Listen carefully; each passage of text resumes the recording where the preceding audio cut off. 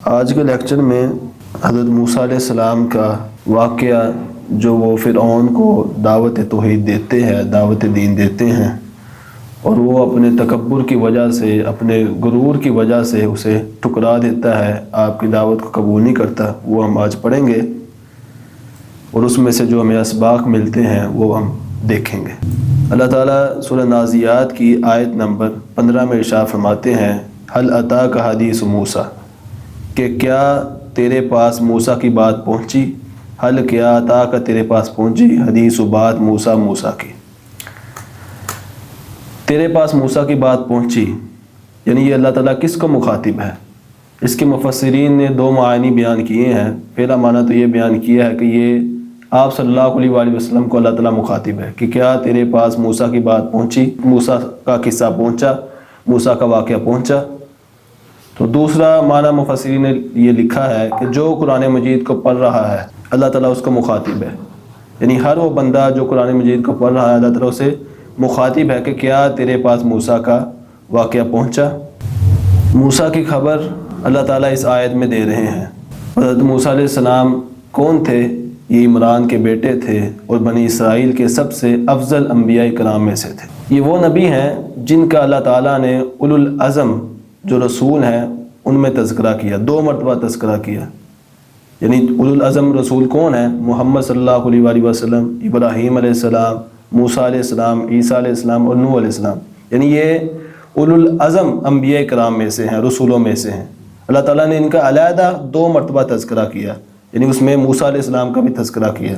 پہلا تذکرہ تو اللہ تعالیٰ نے سورہ احزاب میں کیا۔ اللہ فرماتے ہیں وَإِذْ أَخَذْنَا مِنَ النَّبِيِّينَ مِيثَاقَهُمْ وَمِنْكَ، کہ بے شک اللہ فرماتے ہیں کہ ہم نے جب نبیوں سے اور آپ سے پختہ عہد، پختہ وعدہ لیا، وَمِن نُوحٍ، نوح سے لیا، وَإِبْرَاهِيمَ، ابراہیم سے لیا، وَمُوسَىٰ، اور موسیٰ سے لیا، وَعِيسَىٰ ابْنِ مَرْيَمَ، اور عیسیٰ ابن مریم سے لیا۔ یعنی اللہ تعالیٰ نے اولو العزم جو نبی تھے 5 ان میں موسیٰ علیہ السلام کا تذکرہ کیا۔ اور اسی طرح سورہ شورى میں اللہ تعالیٰ نے فرمایا شرع لکم من الدین ما وصى به نوح والذی اوحینا الیک وما وصینا به ابراہیم وموسیٰ وعیسیٰ، کہ اس نے تمہارے لیے دین وہی راستہ مقرر کیا ہے جس کی وصیت اس نے نوح علیہ السلام کی طرف کی تھی۔ یعنی وہ دین، کون سا دین؟ جو توحید والا دین تھا، یعنی وہ والا دین اللہ تعالیٰ نے تمہارے لیے، یعنی یہ اللہ تعالیٰ آپ سب کو مخاطب ہے کہ اللہ تعالیٰ نے وہ دین، یعنی توحید والا دین، وہ تمہارے لیے بھی اللہ تعالیٰ نے مقرر کیا ہے۔ وہ دین جو نوح علیہ السلام کے لیے مقرر کیا تھا، نوح علیہ السلام کی طرف وحی کی تھی، وما وصینا به ابراہیم وموسیٰ وعیسیٰ، وہ دین، وہ توحید جس کی وحی اللہ تعالیٰ نے ابراہیم علیہ السلام کی طرف بھی کی تھی، موسیٰ علیہ السلام کی طرف بھی کی تھی اور عیسیٰ علیہ السلام کی طرف بھی کی تھی۔ تو ہمارا محل استشہاد یہ ہے کہ موسیٰ علیہ السلام وہ عظیم نبی ہیں جن کا تذکرہ اللہ تعالیٰ نے اولو العزم جو انبیاء کرام تھے ان میں 2 مرتبہ کیا، اور یہ بنی اسرائیل کے افضل انبیاء کرام میں سے تھے حضرت موسیٰ علیہ السلام۔ اور حضرت موسیٰ علیہ السلام وہ نبی ہیں جن کا قرآن مجید میں بہت مرتبہ تذکرہ ہے۔ زیادہ جس نبی کا تذکرہ موجود ہے وہ موسیٰ علیہ السلام ہے، یعنی جن کا قرآن مجید میں زیادہ تذکرہ ہے۔ یعنی آپ کے واقعات کو اللہ تعالیٰ نے کھول کھول کر بیان کیا ہے، جگہ جگہ بیان کیا ہے۔ کیوں؟ یہ اس لیے تھا کہ موسیٰ علیہ السلام یہودیوں میں مبعوث کیے گئے تھے، کیونکہ یہودیوں کے نبی یہ موسیٰ علیہ السلام تھے، اور مدینے میں یہودیوں کی تعداد بہت زیادہ تھی، اس لیے اللہ تعالیٰ نے زیادہ تذکرہ قرآن مجید میں موسیٰ علیہ السلام کا کیا۔ موسیٰ کے واقعات کو قرآن میں سب سے زیادہ جامع اور تفصیل کے ساتھ اللہ تعالیٰ نے بیان کیا۔ تو یہاں اللہ تعالیٰ سورہ نازعات میں آپ صلی اللہ علیہ وآلہ وسلم سے مخاطب ہے، اور ہر اس شخص سے مخاطب ہے جو قرآن کو پڑھ رہا ہے۔ اللہ فرماتے ہیں کہ هل اتاک حدیث موسیٰ، کیا آپ کے پاس موسیٰ کی خبر پہنچی، موسیٰ کی بات پہنچی؟ یعنی اس میں سننے والے کے لیے ایک قسم کا شوق اور تجسس پیدا کرنا تھا کہ وہ قصہ جو موسیٰ علیہ السلام کا تھا وہ نہایت ہی عبرتناک قصہ تھا، وہ نہایت اہم قصہ تھا، کیا تمہارے پاس وہ پہنچا؟ آگے اللہ تعالیٰ نے موسیٰ علیہ السلام کا قصہ جو ہے وہ شروع کر دیا۔ سورۃ نازعات میں آیت نمبر 16 میں اللہ تعالیٰ آگے فرماتے ہیں اذ نادى ربه بالوادی المقدس طوى، کہ وہ عیسیٰ وہ موسیٰ علیہ السلام جس کو اللہ تعالیٰ نے رب نے مقدس وادی طوا اس میں پکارا، اس میں آواز دی. یہ میوٹ کر دیں. طوا یہ سینہ طور کے دامن میں ایک واقع وادی کا نام ہے. اذ نادى ربه بالوادی المقدس طوا، یعنی یہ ایک وادی ہے جو طور سینہ کے دامن میں واقع ہے، یہ اس کا نام طوا ہے. اور موسیٰ علیہ السلام پر مدین سے واپسی پر، یعنی جب موسیٰ علیہ السلام مدین سے واپس آئے تو پہلی وحی موسیٰ علیہ السلام پر اسی مقام پر اتری تھی. اذ نادى ربه بالوادی المقدس طوا، یعنی پہلی وحی کا مقام یہ وادی طوا تھی. سورۃ طٰہٰ میں اللہ تعالیٰ اس کی وضاحت فرماتے ہیں کہ انی انا ربک فاخلع علیک انک بالوادی المقدس طوا، کہ موسیٰ علیہ السلام جب وادی طوا میں پہنچے تو انہوں نے جوتے پہنے ہوئے تھے، تو اللہ تعالیٰ نے ان سے مخاطب ہو کر کہا، ان سے کلام کیا. یعنی جب پہلی وحی کی، یہ پہلی وحی کا ذکر ہے سورۃ طٰہٰ میں، جب موسیٰ علیہ السلام پر پہلی وحی آئی تو اللہ نے کہا کہ انی انا ربک، کہ میں ہی تیرا رب ہوں، میں ہی تجھے پالنے والا ہوں، میں ہی تجھے روزی دینے والا ہوں، میں ہی تیرا خالق ہوں. فاخلع علیک، اپنے جوتوں کو اتار دے، کیونکہ تو انک بالوادی المقدس طوا، کیونکہ تو ایک پاکیزہ پاک وادی طوا پر آ گیا ہے. تو یہاں سے یہودیوں نے یہ اخذ کر لیا کہ جب نماز پڑھنی ہے تو جوتے اتار کر پڑھنی ہے، جبکہ صحیح بخاری کی احادیث ہے، رسول اللہ صلی اللہ علیہ وسلم سے یہ ثابت ہے کہ جوتے پہن کر بھی نماز ادا کی جا سکتی ہے. تو یہ اس لیے اللہ تعالیٰ نے جوتے اتارنے کا حکم دیا موسیٰ علیہ السلام کو، کیونکہ موسیٰ علیہ السلام کے جوتوں پر گندگی لگی ہوئی تھی. اگر گندگی لگی ہو تو پھر جوتے پہن کر نماز نہیں پڑھنی، اگر صاف ہے تو پھر جائز. ایسے بخاری اور مختلف احادیث کی کتاب میں اس کی دلیلیں ملتی ہیں. تو یہاں سے ایک بات یہ بھی ثابت ہوتی ہے کہ موسیٰ علیہ السلام عالم الغیب نہیں تھے. اگر وہ عالم الغیب ہوتے تو ان کو معلوم ہوتا کہ میرے جوتوں پر نجاست لگی ہوئی ہے، گندگی لگی ہوئی ہے، تو وہ جوتے اتارتے. تو یہاں سے یہ بھی معلوم ہوتا ہے بات کہ انی انا ربک فاخلع علیک، اللہ تعالیٰ نے ان کو حکم دیا کہ اپنے جوتوں کو اتارو، تم ایک پاک وادی طوا پہ موجود ہو.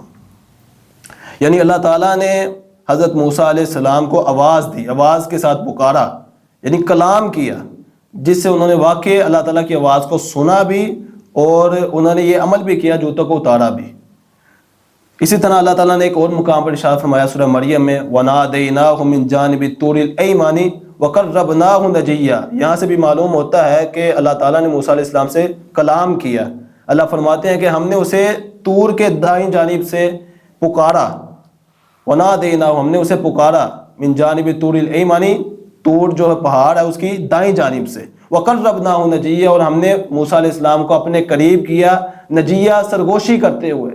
یعنی بات کی اللہ تعالیٰ نے موسیٰ علیہ السلام سے. یہاں سے معلوم ہوتا ہے کہ موسیٰ علیہ السلام وہ واحد پیغمبر ہے جس سے اللہ تعالیٰ نے مخاطب کیا. وَكَلَّمَ اللَّهُ مُوسَىٰ تَكْلِيمًا، اور ایک مقام پر فرمایا کہ اللہ تعالیٰ نے موسیٰ علیہ السلام سے کلام کیا. تو یہ موسیٰ علیہ السلام کے حوالے سے کچھ باتیں تھیں. تو آگے پھر اللہ تعالیٰ نے موسیٰ علیہ السلام کو یہ حکم دیا کہ اذهب إِلَىٰ فِرْعَوْنَ إِنَّهُ طَغَىٰ.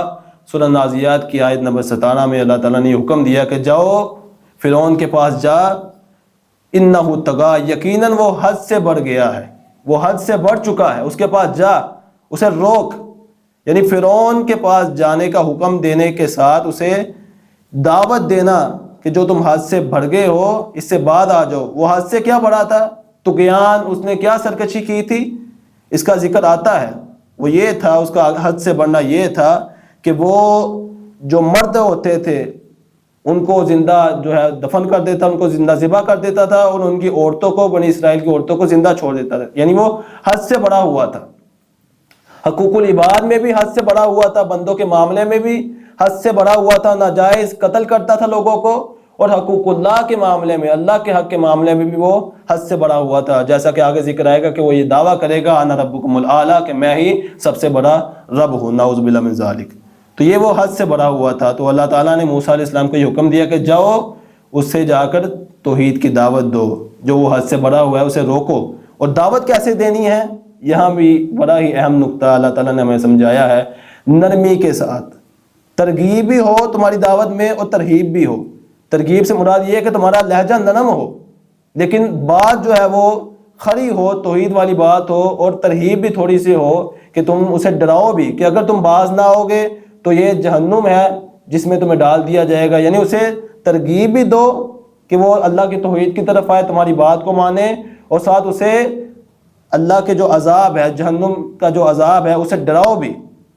سورہ طٰہٰ میں اللہ تعالیٰ نے اس کا ذکر کیا مزید وضاحت کے ساتھ۔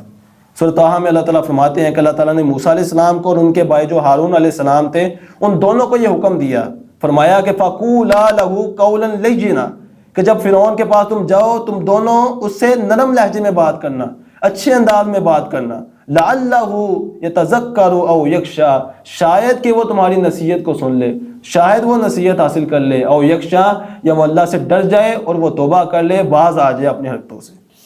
یہاں سے یہ مفسرین نے نقطہ نکالا ہے کہ جو دائی حضرات ہیں، جو دعوت دینے والے ہیں، علماء ہیں، صلحاء ہیں، نیک لوگ ہیں، جو دین کی دعوت دینے والے ہیں، انہیں چاہیے کہ وہ اپنی دعوت میں نرم لہجہ اپنائیں، نرمی سے بات کریں۔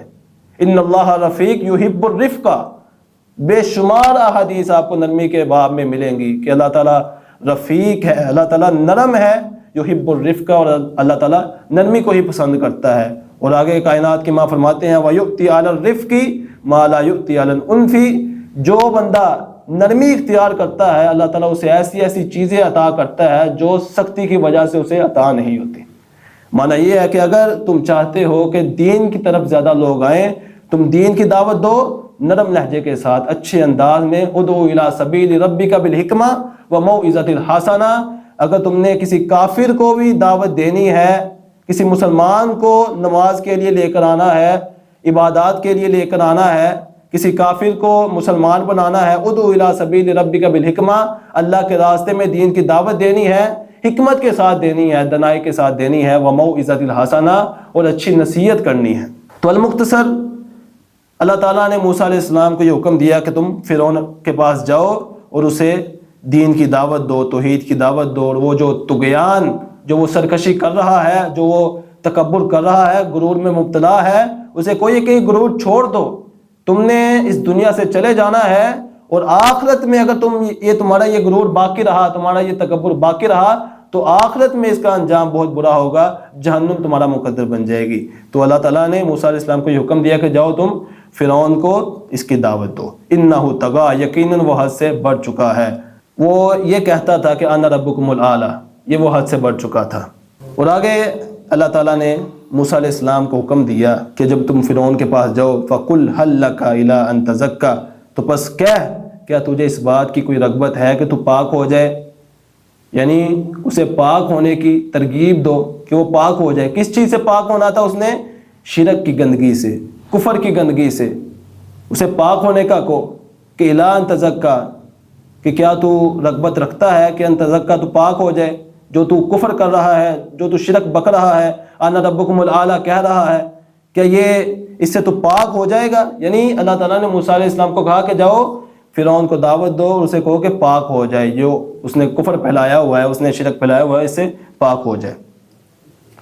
وَأَهْدِيَكَ إِلَىٰ رَبِّكَ فَتَخْشَىٰ، موسیٰ علیہ السلام جب گئے فرعون کے پاس گئے تو کہا کہ وَأَهْدِيَكَ إِلَىٰ رَبِّكَ فَتَخْشَىٰ، کہ میں تیرے رب کی طرف سے تیری رہنمائی کروں گا، وَتَخْشَىٰ، پس تو ڈر جائے، یعنی میں تیری رہنمائی کرنے کے لیے آیا ہوں، تجھے سیدھا رستہ بتانے کے لیے آیا ہوں۔ یہاں سے یہ بھی نقطہ نکلتا ہے کہ ہدایت کا رستہ دکھانا یہ انبیاء کا کام تھا، نیک لوگوں کا کام تھا، جو داعین ہیں، دین کی دعوت دینے والے، ان کا کام کیا ہے کہ ہدایت کا رستہ دکھانا، کتاب و سنت کی طرف رہنمائی کرنا، کتاب و سنت پر چلانا، ہدایت کی توفیق دینا، یہ صرف اللہ تعالیٰ کے ہاتھ میں ہے۔ یہی موسیٰ علیہ السلام نے کہا کہ وَأَهْدِيَكَ إِلَىٰ رَبِّكَ، جب ہدایت کا لفظ کسی نبی کے لیے بولا جائے، کسی نبی کے ساتھ آئے، کسی ولی کے ساتھ آئے، تو اس سے مراد ہمیشہ یہ ہوگا ہدایت کا رستہ دکھانا، ہدایت کے رستے پر چلانا نہیں ہوگا۔ اهْدِنَا الصِّرَاطَ الْمُسْتَقِيمَ، جب سورہ فاتحہ میں ہم اللہ تعالیٰ سے یہ دعا کرتے ہیں کہ اللہ ہمیں سیدھے رستے کی توفیق دے، ہمیں سیدھے رستے کی طرف چلا، جب ہم ہدایت اللہ سے مانگیں گے تو تب ہدایت کی توفیق مراد ہوگی۔ جب کسی انبیاء کسی نبی کی طرف ہدایت کا لفظ منسوخ کیا جائے گا تو اسے مراد ہدایت کا رستہ دکھانا ہوگا۔ تو یہی موسیٰ علیہ السلام نے کہا کہ وَاہْدِیَکَ إِلَىٰ رَبِّکَ فَتَخْشَىٰ، کہ میں تیری ہدایت کی طرف رہنمائی کروں، فتخشا، پس تو ڈر جا، یعنی تو ڈر جائے، اپنے رب کا راستہ معلوم ہو جانے کے بعد تو ڈر جائے، اپنے پروردگار کو، اپنے رب کو پہچان لے، جو تو ظلم کر رہا ہے اس سے باز آ جائے، ظلم کرنے سے بچ جائے۔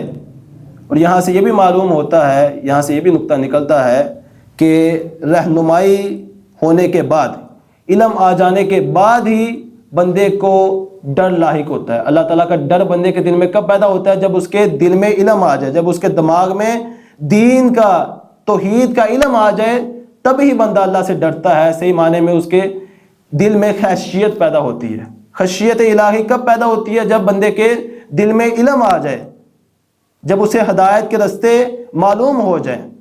انما یخشی اللہ من عبادہ العلماء، اللہ تعالیٰ نے ایسے نہیں کہا کہ علماء ہی اللہ سے خشیت رکھنے والے ہیں، علماء ہی اللہ سے صحیح معنوں میں ڈرنے والے ہیں۔ کیوں ڈرنے والے ہیں؟ کیونکہ ان کو دین کا صحیح علم ہے۔ جو علماء ہوتے ہیں ان کو دین کا صحیح علم ہوتا ہے، اس لیے وہ سب سے زیادہ اللہ سے ڈرنے والے ہوتے ہیں، ان کے دل میں خشیت ہوتی ہے۔ کہ وَاہْدِیَکَ إِلَىٰ رَبِّکَ فَتَخْشَىٰ، میں تیری رہنمائی کروں گا، میں تجھے دین بتاؤں گا، فتخشا، پس تو ڈر جائے۔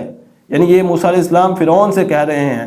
تو یہاں سے مفسرین نے یہ نقطہ نکالا ہے کہ علم، ہدایت، یہ خشیت الہی بندے کے دل میں پیدا کرتا ہے۔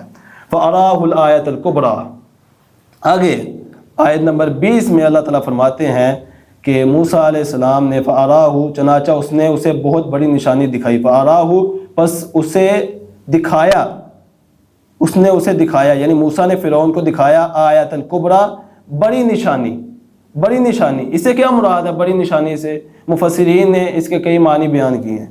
بڑی نشانی سے مراد ایک تو یہ ہے، اس سے مراد عصائے موسیٰ، عصائے موسیٰ تھی، یعنی موسیٰ علیہ السلام کی جو لاٹھی تھی، اسے وہ مراد ہے۔ اور بعض مفسرین نے لکھا ہے کہ اگر اسے الآیہ، اگر اسے اس میں جنس پڑھا جائے، یعنی جنس کے معنی میں لیا جائے، تو اس سے دو نشانیاں مراد ہیں۔ ایک ہے عصائے موسیٰ، یعنی موسیٰ علیہ السلام کی لاٹھی، اور دوسرا ید بیضاء، وہ روشن ہاتھ، موسیٰ علیہ السلام کا جب روشن ہاتھ ہو جاتا ہے، اس سے وہ معجزہ مراد ہے۔ اور بعض نے لکھا ہے کہ اس سے 9 آیات بینات، سورہ اعراف میں جو 9 معجزات کا ذکر ہوا ہے، جو اللہ تعالیٰ نے موسیٰ علیہ السلام کو فرعون کے لیے 9 معجزات دیے تھے، بعض مفسرین نے لکھا ہے کہ اس سے وہ 9 معجزات مراد ہیں۔ وَلَقَدْ آتَيْنَا مُوسَىٰ 9 آیات بینات، اللہ تعالیٰ بڑی اسرائیل میں فرماتے ہیں، آیت نمبر 101 ہے کہ ہم نے بلا شبہ موسیٰ کو 9 آیات بینات، 9 واضح بڑی نشانیاں، بڑے معجزات دیے۔ اب وہ 9 معجزات کون سے تھے؟ اس کی اللہ تعالیٰ نے سورہ اعراف میں مختلف مقامات پر، مختلف آیات پر وضاحت فرمائی۔ میں اسے مختصر انداز میں آپ کے سامنے رکھتا ہوں اور اس کے ساتھ دلیل دوں گا، زیادہ میں اس کی وضاحت میں نہیں جاؤں گا۔ پہلا معجزہ عصا کا، یعنی جو لاٹھی جو اللہ تعالیٰ نے موسیٰ علیہ السلام کو دی، وہ اژدہا بن گئی۔ فَأَلْقَىٰ عَصَاهُ فَإِذَا هِيَ ثُعْبَانٌ مُبِينٌ، یہ اس کی دلیل ہے، سورہ اعراف کی آیت نمبر 107۔ اسی طرح دوسرا معجزہ ید بیضاء، ہاتھ کا روشن ہو جانا، یہ بھی اللہ تعالیٰ نے موسیٰ علیہ السلام کو معجزہ دیا۔ وَنَزَعَ يَدَهُ فَإِذَا هِيَ بَيْضَاءٌ لِلنَّاظِرِينَ، یہ اس کی دلیل ہے، سورہ اعراف کی آیت نمبر 108۔ اسی طرح تیسرا جو معجزہ تھا وہ تھا قحط سالی کا، قحط، خشک سالی، یہ عذاب تھا جو اللہ تعالیٰ نے فرعون کی قوم پر نازل کیا تھا، یہ بطور معجزہ اللہ تعالیٰ نے موسیٰ علیہ السلام کو دیا تھا۔ اس کی دلیل وَلَقَدْ أَخَذْنَا آلَ فِرْعَوْنَ بِالسِّنِينَ، یہ اس کی دلیل ہے، سورہ اعراف کی آیت نمبر 130۔ اسی طرح چوتھا جو معجزہ تھا وہ تھا پھلوں کی کمی، اللہ تعالیٰ نے فرعون کی جو قوم تھی ان پر پھلوں کی کمی کر دی تھی۔ وَنَقْصٍ مِّن ثَمَرَاتٍ، یہ بھی سورہ اعراف کی آیت نمبر 130 ہے۔ اسی طرح پانچواں معجزہ طوفان، فَأَرْسَلْنَا عَلَيْهِمْ طُوفَانًا، فَأَرْسَلْنَا عَلَيْهِمُ الطُّوفَانَ، یہ اللہ تعالیٰ نے ان پر، فرعون کی قوم پر طوفان کو جو ہے وہ نازل کیا تھا، یہ سورہ اعراف کی آیت نمبر 133 ہے۔ اسی طرح چھٹا معجزہ جو اللہ تعالیٰ نے موسیٰ علیہ السلام کو عطا کیا وہ تھا ٹڈی، یعنی کھیتوں کو تباہ کرنے والی ٹڈیاں، یہ اللہ تعالیٰ نے موسیٰ علیہ السلام کو بطور معجزہ عطا کی تھی۔ والجراد، یہ بھی سورہ اعراف آیت نمبر 133 میں ہے۔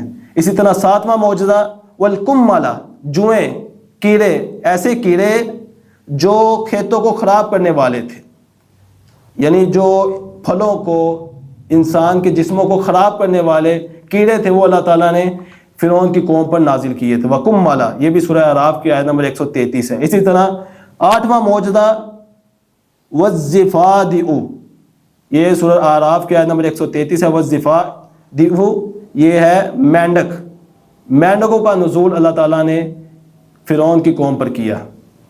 اسی طرح 9ویں جو معجزہ تھا 9واں، یہ سب خواتین لکھیں، یہ پوائنٹ وائز میں بتا رہا ہوں، یہ سب آپ لکھیں خواتین و حضرات، یہ لکھیں، اپنے پاس کاپی پینسل رکھا کریں لازمی، اور قرآن مجید بھی اپنے سامنے رکھا کریں. 9واں معجزہ وہ تھا خون، یعنی پانی کا خون بن جانا. یہ بھی ایک معجزہ تھا جو اللہ تعالیٰ نے موسیٰ علیہ السلام کو دیا تھا. والدمہ یہ سورہ اعراف کی آیت نمبر 33 میں اس کا ذکر ہے. یعنی یہ 9 معجزات ہیں جن کا اللہ تعالیٰ نے سورہ اعراف میں ذکر کیا، اور یہ معجزات اللہ تعالیٰ نے موسیٰ علیہ السلام کو دیے فرعون کے لیے. یعنی یہ عذاب کی شکلیں، یہ عذاب کی شکلیں جو اللہ تعالیٰ نے موسیٰ علیہ السلام کو دی فرعون کے لیے، ان کی قوم پر نازل کرنے کے لیے. یہ 9 معجزات کا سورہ اعراف میں ذکر ہے. اسی طرح اس کے علاوہ بھی اللہ تعالیٰ نے موسیٰ علیہ السلام کو بے شمار معجزات سے نوازا تھا. بے شمار معجزات اللہ تعالیٰ نے موسیٰ علیہ السلام کو دیے تھے. مثال کے طور پر میں کچھ اور کے نام ذکر کر دیتا ہوں. مثلا پتھر سے 12 چشمے کا ظاہر ہو جانا، جاری ہو جانا، یہ بھی ایک معجزہ تھا جو اللہ تعالیٰ نے موسیٰ علیہ السلام کو دیا. مارنے سے، یعنی گائے کا حصہ مارنے سے مردہ زندہ ہونا، یہ بھی اللہ تعالیٰ نے موسیٰ علیہ السلام کو معجزہ دیا تھا کہ وہ مردہ کو زندہ کر دیتے تھے گائے کا حصہ مارنے سے. اسی طرح من اور سلوہ یہ اللہ تعالیٰ نے موسیٰ علیہ السلام کو عطا کیا بطور معجزہ. اسی طرح بادلوں کا سایہ اللہ تعالیٰ نے موسیٰ علیہ السلام کو یہ معجزہ عطا کیا. اسی طرح پہاڑ کا اکھڑ کر ان پر آگ کھڑا ہونا، یہ بھی ایک معجزہ تھا جو اللہ تعالیٰ نے موسیٰ علیہ السلام کو عطا کیا. اور بھی کئی معجزات تھے جو اللہ تعالیٰ نے موسیٰ علیہ السلام کو عطا کیے. پہلے جو معجزات میں نے ذکر کیا 9 معجزات، ان کا تعلق فرعون کے لیے، یعنی وہ فرعون کے لیے اللہ تعالیٰ نے عطا کیے تھے. اور یہ جو معجزات ہیں ان کا تعلق بنی اسرائیل کے لیے، یہ اللہ تعالیٰ نے بنی اسرائیل کے لیے موسیٰ علیہ السلام کو معجزات دیے تھے. المختصر آگے اللہ تعالیٰ فرماتے ہیں سورہ نازعات کی آیت نمبر 21، موسیٰ علیہ السلام نے دعوت دی، توحید کی دعوت دی، کہا کہ میں تجھے ہدایت کا راستہ دکھاتا ہوں، تو ڈر جا اللہ سے. لیکن فرعون تکبر میں اتنا بڑھ چکا تھا، اپنے غرور میں اتنا بڑھ چکا تھا، فَكَذَّبَ وَعَصَىٰ، اس نے موسیٰ علیہ السلام کی دعوت کو جھٹلا دیا، اس نے اللہ کو جھٹلا دیا، موسیٰ علیہ السلام کی نہیں مانی، وعصا اور نافرمانی کی. یعنی فرعون نے ان معجزات کو بھی جھٹلا دیا جو موسیٰ علیہ السلام نے دکھائے، ان معجزات کو بھی جھٹلا دیا، اللہ تعالیٰ پر ایمان بھی نہ لایا، اور مزید نافرمانی کرنا شروع کر دی. اللہ تعالیٰ کے حکموں کو نہ مانا، نہ اللہ کی اطاعت کی، بلکہ مزید اس نے نافرمانی شروع کر دی، نہ ہی وہ ڈرا. تو اسی طرح آگے اللہ تعالیٰ فرماتے ہیں آیت نمبر 22 میں، ثم ادبر یسعی، پھر وہ واپس لوٹا دور باغ کرتا تھا. یسعی کا معنی ہے دور باغ کرتا تھا، یعنی وہ مزید نافرمانی کرتا تھا. ایک تو ہے وہ پیٹ پھیر کر بھاگ گیا، واپس پلٹا، یسعی، اور وہ دور باغ کرنے لگا. مطلب کیا ہے کہ وہ اللہ تعالیٰ کی نافرمانی مزید کرنے لگا، ایسے کام کرتا تھا جو اللہ تعالیٰ کو ناراض کرنے والے تھے، مزید وہ اللہ تعالیٰ کی نافرمانی کرنے لگا. اور آخر کار اس سے پہلے جب اس نے یہ دعویٰ کیا انا ربکم الاعلی، اس سے پہلے اللہ تعالیٰ مزید فرماتے ہیں کہ فحاشنا فنادا، اس نے ایک طریقہ کار اختیار کیا، اس نے تمام لوگوں پر اعلان کیا، تمام لوگوں کو جمع کیا، فحاشرا، پس اس نے اکٹھا کیا، فنادا اور پکارا، اعلان کیا، تمام لوگوں کو ایک جگہ اکٹھا کر کے ان کا اجتماع لگا کر اور بلند آواز سے ان سے خطاب کیا. کیا کہا؟ فقال انا ربکم الاعلی، تمام لوگوں کے سامنے اس نے خدائی کا دعویٰ کر دیا. فقال، پس اس نے کہا کہ انا ربکم الاعلی، میں تمہارا سب سے اونچا رب ہوں. نعوذ باللہ من ذالک، یہ اس نے خدا ہونے کا اور سب سے بڑا خدا ہونے کا اس نے دعویٰ کر دیا. یعنی جب لوگ جمع ہو گئے، لوگ اس کی بات سننے کے لیے آ گئے، تو اس کا اتنا انتہائی گھمنڈ تھا، اتنی اس کی سرکشی تھی کہ اس نے سب کے سامنے سب سے بڑا رب ہونے کا جو ہے وہ دعویٰ کر دیا، معبود ہونے کا دعویٰ کر دیا. اور یہ سب سے کھلا واضح کفر اور اللہ کے ساتھ بغاوت تھی کہ جو بندہ خدائی کا دعویٰ کرتا ہے. تو یہ اس کا غرور تھا، اس کا تکبر تھا جو اسے یہاں تک لے گیا تھا. تو آگے اللہ تعالیٰ فرماتے ہیں پھر اللہ تعالیٰ نے سزا دینی تھی، اللہ تعالیٰ نے اس کی پکڑ کرنی تھی. فَأَخَذَهُ اللَّهُ نَكَالَ الْآخِرَةِ وَالْأُولَىٰ، تو اللہ تعالیٰ نے اسے آخرت اور دنیا کے عذاب میں پکڑ لیا. دنیا میں بھی اس خبیث کو اللہ تعالیٰ نے عذاب میں مبتلا کیا، اور آخرت کا دن ہوگا اللہ تعالیٰ اسے عذاب میں مبتلا کرتے رہیں گے. دنیا میں اللہ تعالیٰ نے کیا اسے عذاب میں مبتلا کیا کہ سمندر میں اس ذلیل کو غرق کر دیا، سمندر میں اللہ تعالیٰ نے اسے غرق کر دیا، اور آخرت میں بھی اللہ تعالیٰ اسے دائمی عذاب دیں گے، دائمی اسے سزائیں ملیں گی آخرت میں بھی۔ نکالا کا مطلب ہے کہ ایسی عبرتناک سزا جس سے دوسرے لوگوں کو سبق ملے، یعنی اسے ایک عبرتناک اللہ تعالیٰ نے سزا دی، سمندر میں غرق کر دیا تمام لوگوں کے سامنے، جس سے دوسرے لوگوں کو سبق ملا۔ آگے اللہ تعالیٰ فرماتے ہیں جو ہمارے لیکچر کی آخری آیت ہے، ان فی ذلک لعبرۃ لمن یخشی، بے شک اس میں یعنی موسیٰ اور فرعون کے واقعے میں، بے شک ان فی ذلک، بے شک اس واقعہ میں، اس میں لعبرۃ، یقیناً بڑی عبرت ہے۔ لعبرۃ، یہ تن جو یہ تنوین آئی ہے نا، لعبرۃ یہ بڑی کا معنی دے رہی ہے، لعبرۃ بڑی عبرت ہے، لمن یخشی جو ڈرتا ہے، یعنی عبرت وہی حاصل کرے گا جو ڈرنے والا ہوگا، جو متکبر ہوگا، جو غرور کرنے والا ہوگا، وہ پھر یہ عبرت حاصل نہیں کر سکے گا۔ جیسا کہ یہ فرعون تھا، متکبر تھا، غرور کرنے والا تھا، اس نے موسیٰ علیہ السلام کی ایک نہ مانی، دعوت قبول نہیں کی بلکہ جھٹلا دیا، نافرمانی کی، مزید سرکشی میں مبتلا ہوا، آخرکار اس نے خدائی کا دعویٰ کیا۔ تو اللہ فرما رہے ہیں کہ عبرت وہی حاصل کرے گا لمن یخشی جو ڈرتا ہے۔ تو تکبر انسان کو ہلاک کر دیتا ہے، یہ اس آیت سے سبق ملتا ہے، اس واقعے سے سبق ملتا ہے کہ جو تکبر ہے یہ انسان کو ہلاک کر دیتا ہے۔ اور کائنات کے امام محمد رسول اللہ صلی اللہ علیہ وآلہ وسلم کی حدیث ہے کہ جس کے دل میں ذرا برابر بھی تکبر ہوگا وہ جنت میں داخل نہیں ہوگا۔ یہ تکبر، یہ طمطراق، یہ مال و دولت، یہ جاہ و حشمت، یہ بڑے بڑے محلات جس کی وجہ سے انسان تکبر کرتا ہے، یہ انسان کو ہلاک کر دینے والی چیزیں ہیں۔ تکبر، غرور، یہ انسان کو ہلاک کر دینے والے کام ہے۔ آگے جو ایک اور سبق ہمیں ملتا ہے وہ یہ ہے کہ حق کا انکار انجام بد تک بندے کو پہنچا دیتا ہے۔ جو بندہ حق بات کا، توحید کا، کتاب و سنت کا انکار کرتا ہے، کتاب و سنت کی نہیں مانتا، رسولوں کی نہیں مانتا، انبیاء کی نہیں مانتا، صلحاء کی نہیں مانتا، علماء کی نہیں مانتا، آخر کار اس کا انجام بہت ہی برا ہوتا ہے۔ آج کے دور میں بھی کچھ ایسے فتنے موجود ہیں جو علماء پر تنقید کرتے ہیں، تو پھر آخر کار ہمیں دیکھنے کو بھی ملتا ہے کہ ان بدبختوں کا انجام اللہ تعالیٰ پھر بہت ہی برا کرتا ہے۔ تو یہاں سے یہ نقطہ نکلتا ہے کہ جو انبیاء کی، صلحاء کی، نیک لوگوں کی نہیں مانتا، کتاب و سنت کی دعوت کو نہیں قبول کرتا، احادیث پر نہیں عمل کرتا، قرآن پر نہیں عمل کرتا، اس کا آخر کار انجام بہت ہی عبرتناک ہوتا ہے، بہت ہی برا انجام ہوتا ہے۔ اور تیسرا نقطہ اس واقعے سے ہمیں یہ ملتا ہے کہ اللہ کی پکڑ بہت ہی زیادہ سخت ہے۔ بندہ چاہے جتنی مرضی سرکشی کرتا رہے، کتنا مرضی ظلم کرتا رہے، آخر کار اللہ اسے پکڑتا ہے، اللہ اسے ایک وقت تک مہلت دیتا ہے کہ شاید وہ پلٹ کر آ جائے، شاید وہ توبہ کر لے، لیکن جب اللہ تعالیٰ اسے پکڑتا ہے پھر ایسا پکڑتا ہے پھر اسے کوئی چھڑا نہیں سکتا، تو پھر اللہ تعالیٰ کی پکڑ بہت ہی زیادہ سخت ہو جاتی ہے۔ اور آخری جو نقطہ اس واقعے سے ہمیں ملتا ہے وہ یہ ہے کہ نجات صرف اور صرف عاجزی میں ہے، ایمان میں ہے۔ ہمیں چاہیے کہ ہم اپنے اندر عاجزی پیدا کریں، انکساری پیدا کریں، یہ تکبر، یہ غرور، یہ چھوڑ دیں، یہ ادھر ہی رہ جانا ہے۔